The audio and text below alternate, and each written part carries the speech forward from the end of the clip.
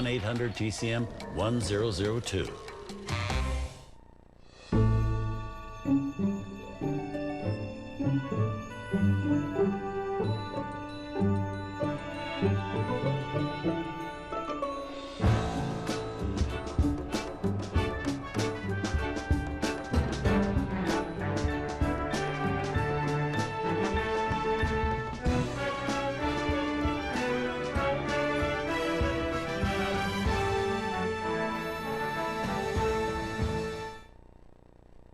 Hi, I'm Robert Osborne.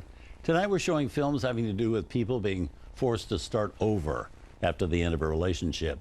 That next brings us to a movie called One is a Lonely Number from MGM in 1972 with many well-known people in the cast. Wonderful people like Melvin Douglas, Janet Leigh, and Marty Markham among them.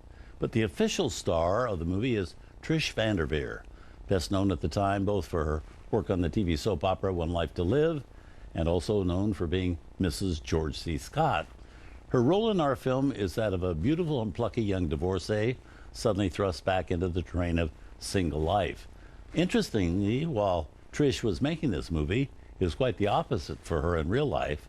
When she married George C. Scott, their relationship wasn't expected to last very long. It was, to say the least, a very unlikely match. She, a young, politically active actress, he a very bombastic and moody and extremely gifted actor, headstrong enough that he'd recently done something no actor had ever done before. He refused to accept an Oscar he'd been voted by his peers. Well, George and Trish had met a year earlier on the set of a movie called The Last Run, which had starred Scott and his wife at the time, Colleen Dewhurst. After quite a volcanic relationship between the two of them, they divorced. And George then had an equally volcanic relationship with Ava Gardner.